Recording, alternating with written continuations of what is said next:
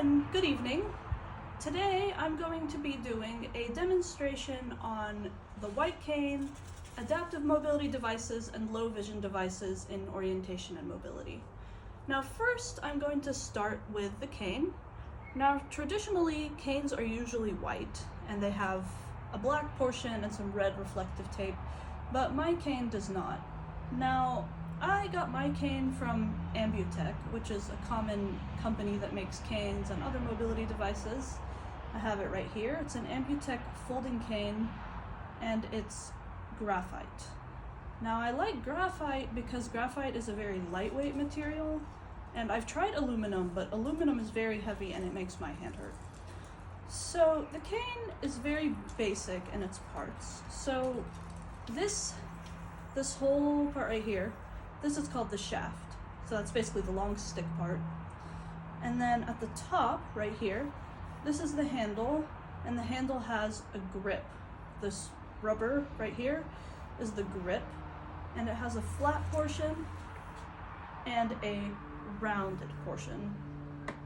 And then at the top of the grip we have this elastic cord, and that's just used to tie up the cane when it's folded. Now if you notice along the cane there are these cone-shaped things, or at least that's how it's described on the company website. And the reason it's made this way is it's for the cane to come apart so it can be folded. Now other canes, they don't have rounded like cone things. Other canes, the parts just go into each other. And from experience, those are actually kind of difficult to fold because the parts can get stuck. So with these canes, it's made like this to where they're on top of each other so that it's easy to fold. And all the way down here, we have the tip. Now this tip is a marshmallow tip, and it's a roller, see, like this. There are lots of different kinds of tips. There are pencil tips, which are more straight. There are mushroom tips, and there's probably other ones that I haven't seen before. There are roller ball tips, which are more traditional for children's canes, where it's literally a large ball at the end. But the marshmallow tip is what I've found to be more comfortable for my use. So those are the parts of the cane. And this, of course, is unfolded. So this is how I fold. So I'm lifting this first joint, and like this, and like this. And then we take our elastic cord and we wrap it up. And to unfold it, this is really fun. You just take this off and it unfolds by itself. One of my favorite things to do. It's always really fun. So that's the parts of the cane and how to fold and unfold it. Now, how do we hold the cane? So different people have different methods, but the one that I was taught and the most common method is so I'm a right-handed, so I hold it from the grip, and I have my index finger is on the flat part. It's extended down like this, and the rest of my fingers are around the rounded part, and my thumb, usually I put it like this around my other fingers, or I could have it dangling down. And typically, and the way I was taught as a student is my arm goes into my body like this. And even when I was learning how to use a cane as a young child, my instructor would have me hold my arm in place with my other arm to just keep it there. And it was always, I got a lot of questions about it from students. Why are you holding your arm like that? And I always have to try to explain that to them. So that's the cane grip. So now we're going to talk about a few of the more commonly used cane techniques. Now the most common cane technique that's used in most places is two-point touch. Now two-point touch, the reason it's called that is because it's making 2 points of contact from on the right side and on the left side. So what you do is you hold the cane, you put your arm into your shoulder, and you have it out in front of you. So I'm going to borrow the terminology from a video I used. It's at the 12 o'clock position. And so basically what you're doing is you're tapping at one side, the other side, one side, and the other side. But one thing that's important is you have to keep in step. So when you go out with your right foot, cane goes to the left. Left foot, cane goes to the right. Right, left, right, left, right, left. And now I'm gonna just walk backwards, back to where I was. So that's 2-point touch. Now for me, I typically use what's called constant slide, which I still remain in step, so when my right foot goes, the cane moves to the left, and when my left foot goes, my cane moves to the right, except I'm sliding it. Left, right, left, right. I'm sliding it so that way there's protection. And it's just a lot easier to slide it than lifting it off the ground. Because when you lift a cane off the ground, even though it's a few milliseconds, you're still losing, small fractions of protection the minute the cane lifts off the ground. So it's a lot easier to just slide it. And that's why I have the roller tip, it's because it makes it easier to slide the cane. Now we're going to talk about diagonal technique. Now this one, admittedly, I actually had to do a review on diagonal technique, even though I've been using a cane forever. But it's a technique that I don't personally use too often, but it's a technique that is used in familiar indoor areas, or sometimes when you're walking across an open space, or when you're being guided. So I remember being taught diagonal technique as a child when I'd be going through the lunch line, for example, and I'm holding on to somebody. So diagonal technique is, so we're gonna extend the cane out in front of us, so it's at 12 o'clock position, and we're gonna take it just a little to where it's at 11.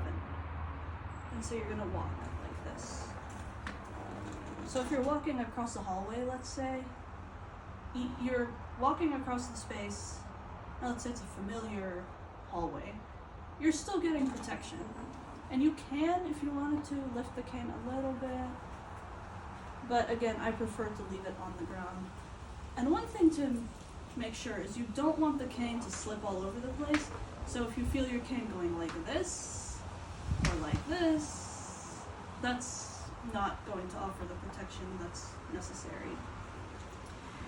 Those are the most common cane techniques, but one thing I'm also going to show is stair technique, because that's also very important.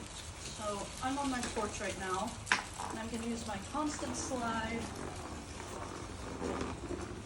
and here are the stairs. So I'm going to walk down the stairs. So what I'm doing with stair technique going down is pretty simple. You just hold the cane down and you let it hit the step. So I'm walking down the first step, it's on the second one. Then like this, oh, I just tripped myself, but that happens sometimes.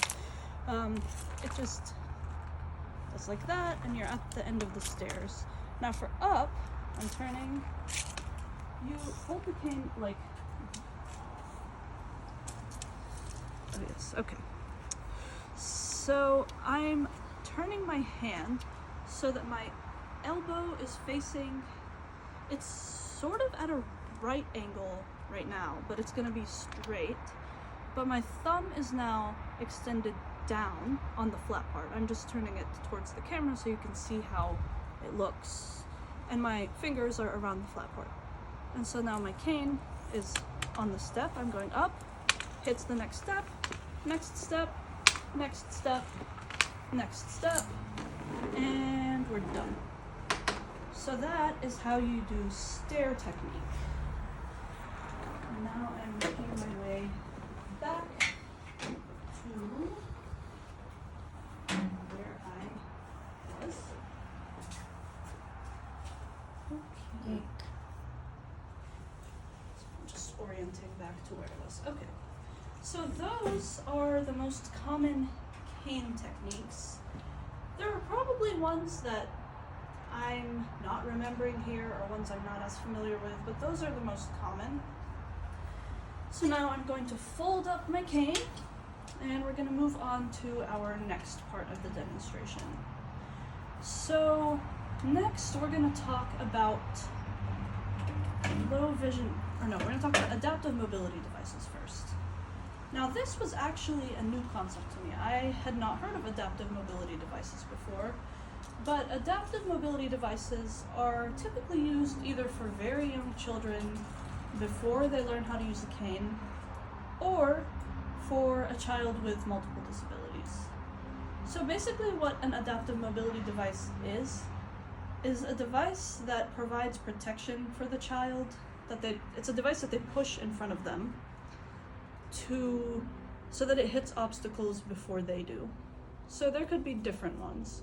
So very common ones are like a T-shaped bar thing that's attached to the bottom of a cane so that the child is not really using the cane the traditional way, but they're pushing it in front of them, and so the little bar at the bottom would hit the obstacles.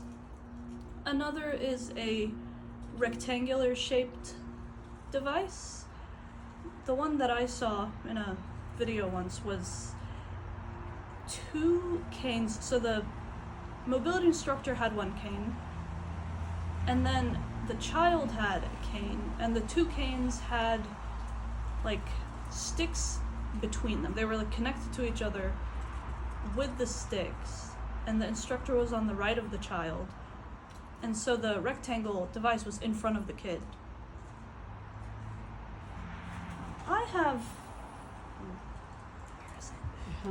I have something that I used when I was a child, when I was a toddler. Now this is actually more of a toy. I don't think this was really meant to be adaptive, but for a very young toddler, like walking around the house, possibly like, a baby that just turned 1, they're just learning to walk, they could put this in front of them, and as they're walking, it could roll like this. Of course, I'm too large to demonstrate it for real, but it's just about the height of a toddler. So adaptive mobility devices are not meant to hold a kid's weight. They're just meant for stability and protection, so it helps a little with the balance.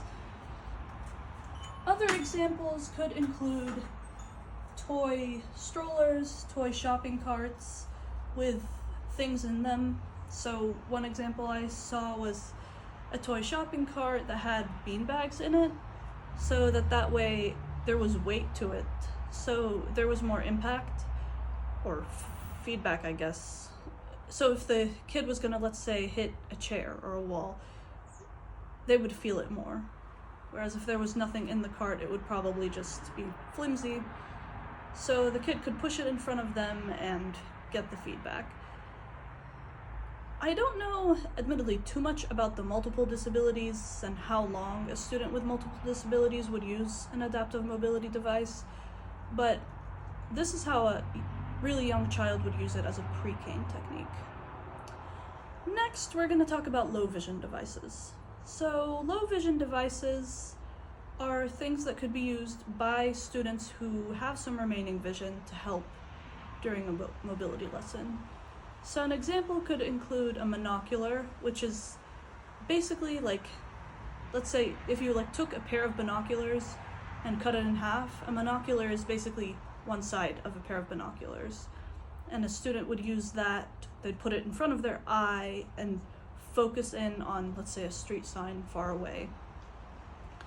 Now, one thing I have, and I'm not sure if this is what a traditional low vision magnifier would look like, but this is a magnifying glass that my family has. And this could be used, let's say, if during a mobility lesson, the instructor wants the kid to write down names of streets, or for example, there was a lesson I watched in a video where the student was writing down different landmarks, and so this could be used to help them see their handwriting better, possibly, or if they're reading text somewhere, let's say the street sign was close by, or a sign on a building was close by, they could go up to it, put the magnifier to their eye, and read it better. So those are a few examples of low vision devices. Alright, so So this concludes today's demonstration. I've covered how to use a cane, how to hold a cane, fold it, unfold it. I've covered some techniques. I've covered adaptive mobility devices and low vision devices. And I did definitely learn a lot of new things while I was preparing for this project. And I'm sure I'll learn a lot more new things along the way. The field of vision is definitely one that keeps evolving, so I'm sure there will be a lot more advancements in technology, especially when it comes to O&M. But for today, that's it, and I hope you found this presentation informative and interesting, and I will see you later.